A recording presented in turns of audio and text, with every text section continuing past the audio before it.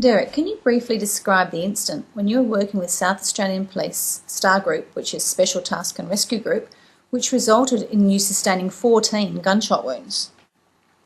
This is an incident that happened back in 1994. I was a member of the STAR Group, the Special Task and Rescue Group. I'd been trained as a sniper, I'd been trained as a diver. I was trained by the SAS to manage counter-terrorist situations.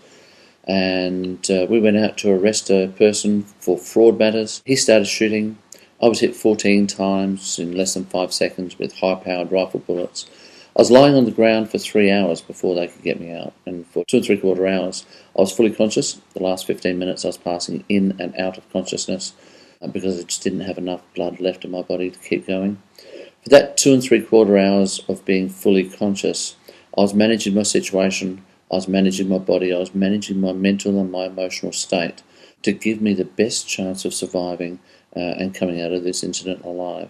I certainly accepted that my life was going to be completely different as a result of the injuries I had. I knew I had some massive injuries. The boys got me out. They got me to the doctor, who treated me for 10 minutes in direct line of fire. When he first got to me, he didn't think I was actually alive when he first got to me. I took what he describes as a last gasping breath, and from that point he went to work and started treating me. He risked his life and the lives of the ambulance officers who were helping to treat me by standing in direct line of fire with bullets whizzing around his ears. And he was standing there for about 10 minutes. He treated me, he got me to hospital, operated on me for 6 hours, and I was in hospital for 28 days with some massive injuries, and just being able to get to a situation where I was able to return home. People certainly didn't think that I would survive the 3 hours of lying on the ground, and certainly when they realised that I'd been shot 14 times, they were certainly amazed that I had managed to do that. Once I got through surgery, they didn't think that, well, they were actually concerned about me surviving surgery, and when I had survived that, they didn't think I'd actually walk properly again, let alone return to the police department or return to STAR Group.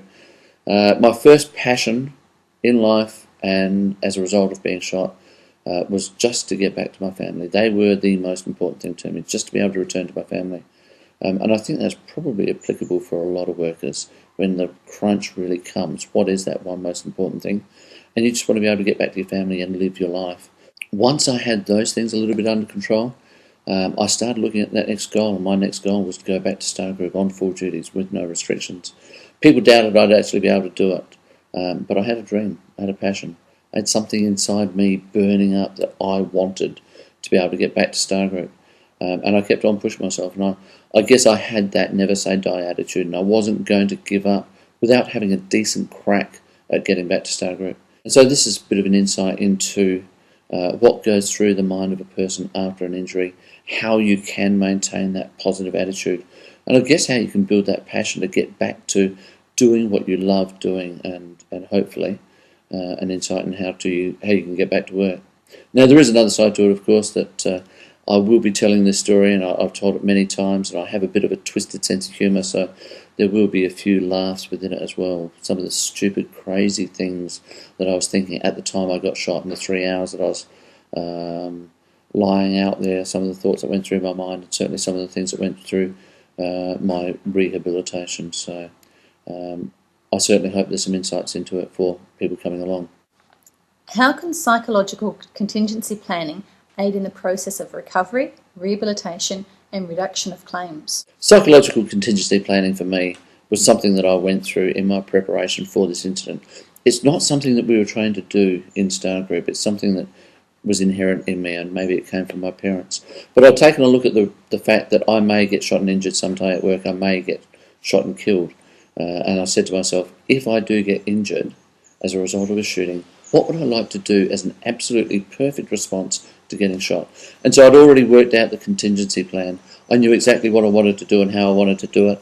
I then took that and put it into a visualization, and I actually saw myself in situations where I might get shot and managing my body, managing my mental state, managing my emotions, because I knew that was going to give me the best chance of survival afterwards. I think one of the most important things for me, though, in that contingency planning, that mental contingency planning, was I accepted the reality of my situation. There was a real chance that I may get shot and injured, I may get shot and killed. I think a lot of people ignore the fact that there are real risks, or they think to themselves, it'll happen to someone else, it won't happen to me. I accepted the fact that it may happen to me, and if it did, what would I want to do as an absolutely perfect response? And most importantly, even before I got shot, I knew the outcome that I wanted at the end of it. Most important to me was to return to my family, and then I wanted to return to work because I was passionate about it. And I think having that mental contingency plan certainly made a major difference for me in surviving it, but it certainly made a major difference in returning to work as well. How have you personally created a can-do attitude, and what advice would you give to others in achieving a similar state of mind? It's an interesting question because I'm not sure that that can-do attitude is something that I consciously created. I think it's something that was, again, inherent from something that my parents had taught me. I am certainly a person who doesn't like to give up on anything easily, but I think that comes from chasing things that I'm passionate about. If you are passionate about what you're doing, you want to make it work. If you're doing something that you don't actually enjoy and a problem comes up, you just go, oh, it's all too hard. But when you're passionate about it, when you really love doing what you do, you'll find a way to get around it. And I think that's where my can-do attitude comes from. I chase the things, I want to do the things that I'm passionate about, and that can-do attitude just is a natural as a result of it.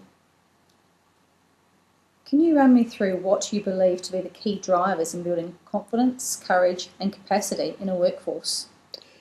The 5 drivers is something that I've come up with after the shooting, and I think these are inherent in anybody that is an achiever. They're 5 drivers that give us the confidence, courage and capacity to do what we want to do, take on things that other people just probably give up on or wouldn't want to try. The first one is optimism. We've got to believe that there is something better out there and we want to make it happen. The second one is influence. We've got to believe in our ability to influence a situation. I believe that it's not what happens to us but how we manage it that determines our future. The third one is passion. I believe you've got to be passionate about what you want to do. You've got to know what you want to do, but more importantly, you've got to know why you want to do it and be absolutely passionate about it. The fourth one is planning, and this is drawn out in the presentation that I'll make, the talk, the discussion I'll have with you. Planning is just simply some idea of how you're going to make it happen and how it's going to happen. And there's an old adage that says that no plan will survive encounter with the enemy. So as soon as you want to start implementing a plan, you are going to come up against things that change, and the plan will have to change. So it's just simply having some idea of what you want to do and some idea of how you're going to do it and being willing to change along the way. And the last one is support. I believe that we've got to have a support network around us and be willing to stick our hand in there and say, hey, listen, I need some help. Lots of Australians, lots of blokes in particular, are not great at asking for help. But there are lots of people out there who want to help us. And once we can get our head around that, I think it'll make a massive difference to our outcomes. What steps can individuals take to increase the resilience of their workers? Something that I will discuss during the presentation are the 6 steps to resilience. I won't go through them now, but I do believe there are 6 steps that we can take. I guess the first one, just as a bit of an insight, is to silence the inner critic. We've all got this little voice inside our head that is saying, you are too stupid, you are an idiot, you can't do it.